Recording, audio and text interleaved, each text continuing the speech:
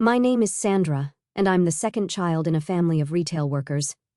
My parents were always busy, rushing between work and various development courses they attended with my older brother. As for me, well, I was the afterthought. From my earliest memories, it was clear who the star of our family show was. My brother got everything first, the newest toys, the latest gadgets, all the attention. Me? I got his hand-me-downs, and yes, that included his clothes, which was particularly tough since, I was a girl who desperately wanted to wear something feminine for once. The only real bright spot in my childhood was my grandmother, my mom's mother. She was my saving grace, picking me up from school every day and taking me to her house. Unlike my parents, who were always too busy with my brother's activities, Grandma actually cared about my life. "How was school today, sweetheart?" she'd ask, her eyes twinkling with genuine interest as we walked home. "Did you learn anything exciting?" She was the one who showed up at parent-teacher meetings, checked my homework, and actually knew what was happening in my life. While my parents were busy playing Monopoly with my brother, their favorite family activity that somehow never included me, I'd be sent off to watch cartoons alone. "Sandra, honey, why don't you go watch TV?" Mom would say whenever I tried to join their game. "The rules are too complicated for you." That was pretty much how things went in our house. I learned early on to be self-sufficient, cooking my own lunch, cleaning my room, doing my homework without help. It wasn't that my parents were bad people, they just had their golden child, and it wasn't me. Looking back now, I can see how those early experiences shaped me. While they were grooming my brother to be their future business prodigy, I was developing independence and self-reliance. I learned to take care of myself, to find my own path, and, most importantly, to recognize the value of having someone like my grandmother in my corner. Everything changed the day I bought that superhero comic book. I'd saved up my pocket money for weeks, counting every penny until I finally had enough. Standing in front of the magazine rack, I felt like I was about to discover a whole new world, and I was right. "Are you sure you want to spend your money on that?" the store clerk asked, probably used to kids buying candy instead. "Yes, I'm sure," I replied, clutching my precious purchase. That night, I couldn't sleep. The artwork in the comic book was mesmerizing. I found myself tracing the lines with my fingers, studying how the artists created movement and emotion with just ink and paper. The next morning, I grabbed some notebook paper and started drawing. At first, my sketches were rough, stick figures with wobbly lines, but I practiced every chance I got during lunch breaks, after homework, even during some classes. Sorry, math teacher. Soon my drawings started improving, and that's when an idea hit me. "Hey, what if we created our own superhero?" I suggested to my friends during lunch one day, someone different from the usual ones. "Like what?" my friend Lisa asked, genuinely interested. "What about a hero who helps homeless animals and kids in need?" I suggested, already sketching in my notebook. No fancy superpowers, just someone who actually cares. My friends loved it. We started working on it together, coming up with stories during lunch breaks. I'd draw rough sketches, and we'd all contribute ideas. Our hero became real to us, a regular person who chose to make a difference. Miss Thompson, our homeroom teacher, caught us passing around our latest comic story during class one day. Instead of getting angry, she asked to see it. I nervously handed over our work, expecting detention. "Sandra, this is remarkable," she said, flipping through the pages. "Would you consider doing something like this for the school newspaper?" Before I knew it, our little comic was appearing in the school paper. Other students started coming up to me in the hallways, asking about the next installment. For the first time in my life, I was known for something I'd created, not as someone's sister. My brother noticed the attention I was getting. "It's just some dumb drawings," he'd mutter at home, clearly annoyed that people were talking about me instead of him. Then came career day. Miss Thompson asked everyone what they wanted to be when they grew up. Without thinking, I stood up and said, "A designer." The whole class erupted in support. "That makes so much sense. Your art is amazing. You'd be perfect for that," Miss Thompson smiled warmly. "With your talent and dedication, I think that's a wonderful choice, Sandra." I was so excited that I couldn't wait to tell my parents. That evening at dinner, I shared my dream. "A designer?" Mom laughed, exchanging looks with Dad. "Honey, that's not a real career path. If you want to be successful," Dad added, "you need to think like an entrepreneur. Look at your brother. He already understands business principles." "But I don't want to do business," I protested. "I want to create things." Creating things won't pay the bills. Mom dismissed my dream with a wave of her hand. You need to be practical. Hurt and disappointed, I went to the one person I knew would understand, Grandma. When I showed her my drawings and told her about my dreams, her eyes lit up. My talented girl, she said, hugging me tight. Wait right here. The next day, she surprised me with an easel, real canvases, and a set of professional paints. But that wasn't all. She cleared out her spare room, transforming it into a proper art studio just for me.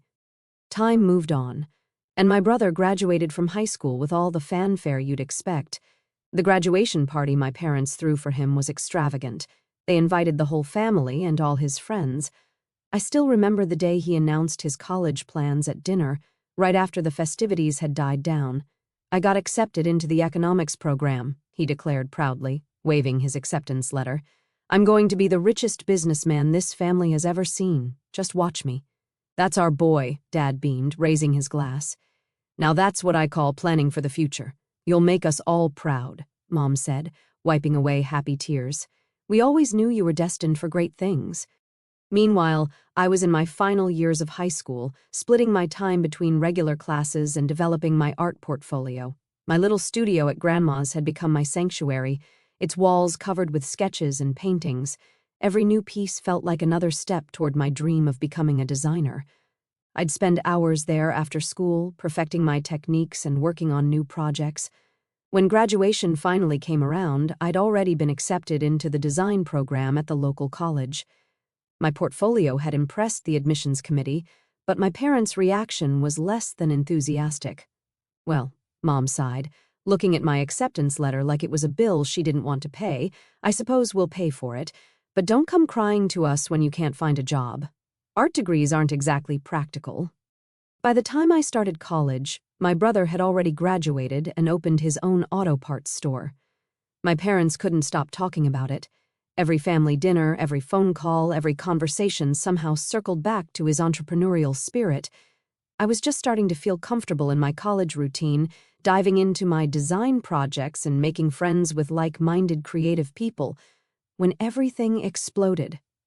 My parents showed up unannounced one day after my design theory class, catching me as I was walking across campus with my portfolio case.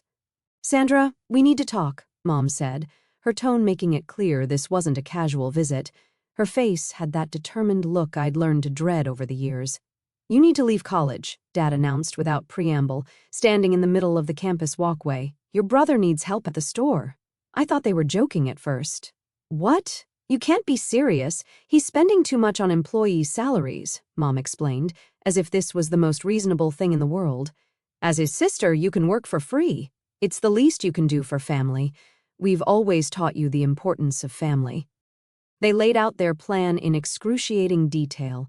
I'd work as a salesperson, handle inventory, make cold calls, and clean the store every evening. All without pay, of course. They'd clearly thought this through, but they hadn't thought about what I wanted at all. And what exactly will my brother be doing while I'm doing all this work? I asked, my voice shaking with anger. I could feel my hands cramping around my portfolio case, my knuckles turning white from the grip. Mom's expression brightened, as if she was explaining something wonderful to a particularly slow child. He'll be managing the store, of course. He has a business degree, Sandra. He's qualified to run things. I took a deep breath, trying to keep my voice steady despite the rage building inside me. I'm not dropping out. I've already done an internship at Davidson Design Studio, and they've hinted at a position after graduation. That's what I want, to work as a designer. They even said they've never had an intern with my level of creativity. Mom's laugh cut through the air like a knife, loud enough to make nearby students turn and stare, some giving me sympathetic looks. Oh, honey, you want to work for someone else, be someone's employee? We're offering you a family business, a real future. Do you know how many people would kill for this opportunity? Mom, please, I pleaded, fighting back tears. My portfolio felt heavy in my hands, filled with projects I'd poured my heart into. I don't want to be a salesperson. I don't want to run a business. I want to draw. I want to create. I'm good at it. My professors say I have real talent. Professor Jenkins even said I could have a real future in this field. Talent doesn't pay bills, Mom snapped, her face hardening. But since you're being stubborn about this, she straightened her jacket and turned to Dad.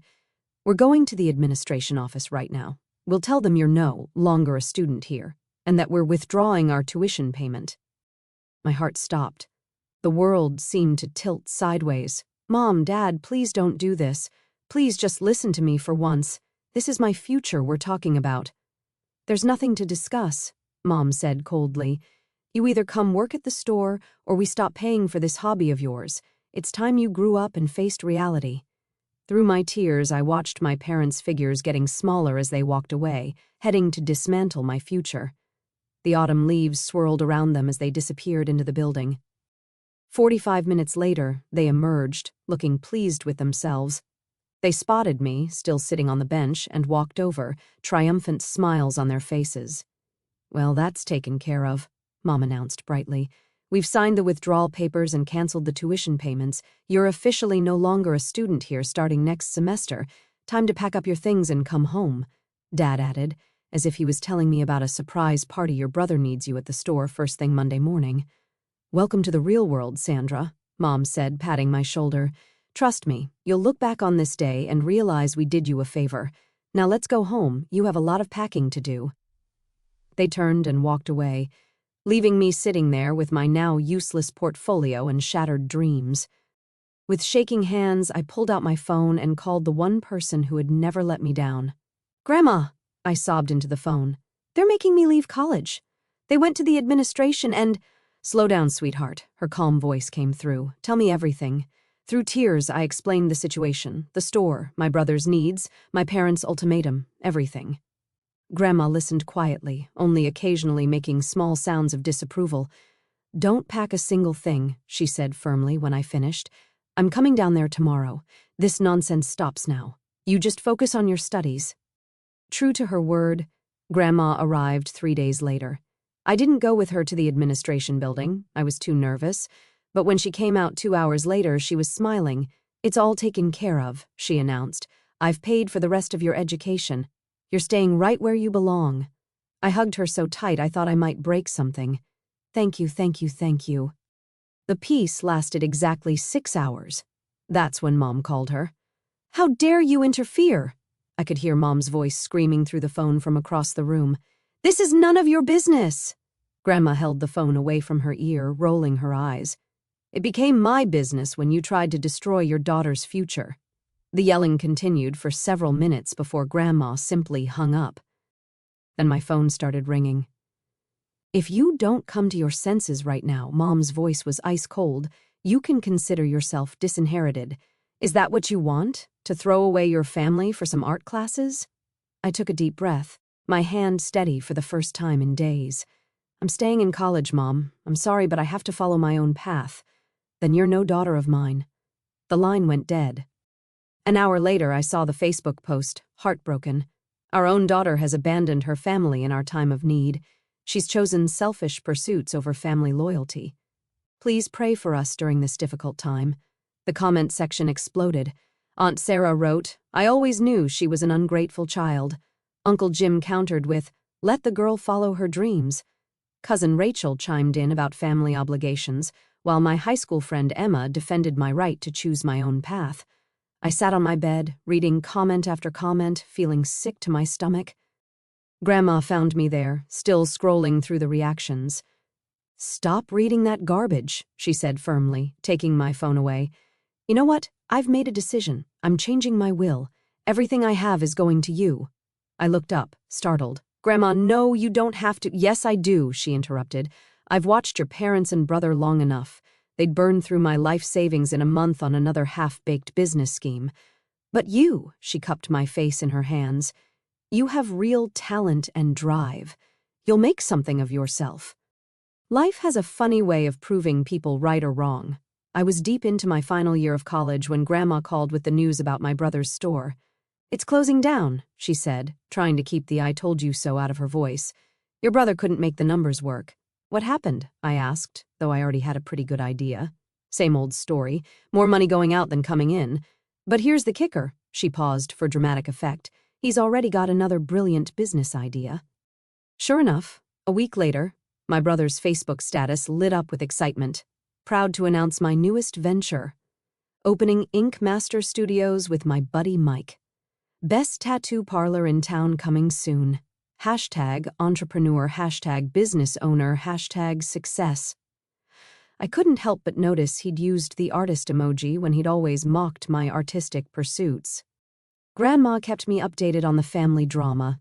Your parents took out another loan against what's left of their equity, she told me during one of our weekly dinners. They're funding this tattoo parlor scheme now. Second mortgage, if you can believe it. The tattoo parlor started off with a big, grand opening party. My brother posted daily photos of their luxury space. Way too big for a starter business, but he always did think bigger was better. Their social media was full of professional-looking photos of the expensive furniture and top-of-the-line equipment. But then the posts started changing. More and more of them featured free tattoos for influencers and promotional work, especially, as Grandma noted with a snort, for pretty girls who caught my brother's or Mike's eye. It took exactly 1 year for the tattoo parlor to go under. Too much overhead, too many freebies, not enough paying customers. The going out of business sign went up without any social media fanfare. Meanwhile, my life was taking a very different direction. I graduated with honors, my final portfolio stronger than I could have imagined when I first started college.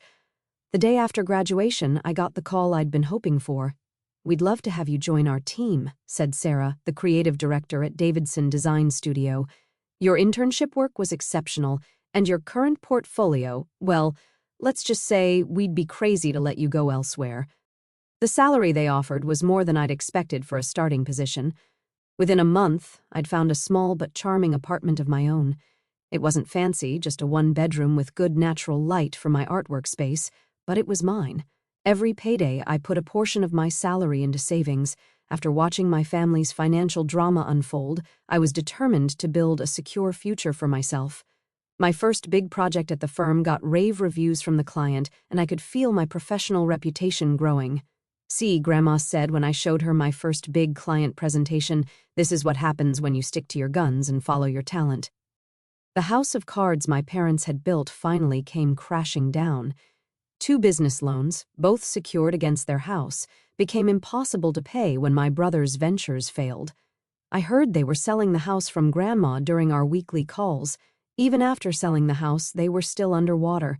They started selling everything else: Mom's precious antique collection, Dad's beloved golf clubs, their matching luxury cars, even Mom's designer handbags she'd been so proud of. The real shock came when my brother announced he was moving to Arizona. "Can't help with the loans," he told them. "Those are in your names, not mine. I need a fresh start." I was at Grandma's house one Sunday afternoon, helping her organize her craft room, when a moving truck pulled up outside. Through the window, I watched in disbelief as my parents climbed out of their now ancient Toyota, the only vehicle they had left. "We're here," Mom announced, walking straight through Grandma's front door without knocking. "Where should we put our things?" Grandma stood in her hallway, arms crossed. "And what exactly do you think you're doing?" "Moving in, of course," Dad said, already directing movers with their boxes. "We have nowhere else to go." "Oh, really?" Grandma's voice could have frozen hell. "And who said you could live here?" Mom looked shocked. "Mom, we're your family. You can't turn us away. We lost everything because of those loans. You mean the loans you took out to finance your precious son's half-baked schemes?" Grandma's eyebrow arched. "The same son who abandoned you to your debts?" "Well," Mom said, lifting her chin, "it doesn't matter. I'm your only daughter. I'll inherit this house anyway. We might as well move in now." Grandma's laugh was sharp and cold. "Is that what you think? Let me clear something up for you right now. Every penny I have, every brick in this house is going to Sandra. I've seen how you handle money. You and your son would burn through my life savings in months." Mom's face contorted with rage as she processed Grandma's words. Then she turned on me, her finger pointing accusingly. "You," she spat. "You planned this all along, didn't you? Turning my own mother against me, stealing my inheritance like a common thief." I stood there, feeling strangely calm in the face of her fury. Years ago, this would have reduced me to tears, but not anymore. "Mom, you need to leave." "Leave?" she shrieked. "Listen to you, acting like you own this place already. Who do you think you are, giving orders in your grandmother's house?" Mom was on a roll now, years of resentment pouring out. "You ungrateful little snake. First, you abandoned the family business, then you turned my mother against me, and now you're standing there acting like you're better than us." "Mom, I said quietly. "Please leave. This isn't your house, and you're not welcome here." "Not welcome?" She laughed hysterically. "I'm her daughter, her only daughter, and you're just—" Before she could finish, Grandma stepped forward and wrapped her arm around my shoulders. "She's the only person who's ever felt truly at home here," she said firmly. "The only one who appreciated this house for more than its monetary value, the only one who filled it with creativity and joy instead of schemes and demands. Now, both of you, get out of my house and take your boxes with you." They left, but not quietly. Mom cursed and ranted all the way down the driveway while Dad tried to negotiate until the very end. Through it all, Grandma and I stood in the doorway, watching them load their boxes back into the truck. That was 3 years ago. Life has moved forward, as it tends to do. I'm still at Davidson Design Studio, where I've been promoted to lead designer on several major accounts. My latest project, rebranding a national coffee chain, just won an industry award. I haven't spoken to my parents or my brother since that day at Grandma's house. Sometimes I see posts from my brother on social media. He's always starting some new venture, always claiming this one will be his big break. My parents, I hear through family gossip, are living in a small apartment on the other side of town. Grandma and I have only grown closer. Last month, I used some of my savings to help renovate her house. I designed everything myself. New color schemes, custom artwork for the walls, even some unique furniture pieces I commissioned from local artisans. Grandma loves showing it off to her friends. My granddaughter did all this, she tells everyone who visits. She designed everything herself. Didn't she do a wonderful job?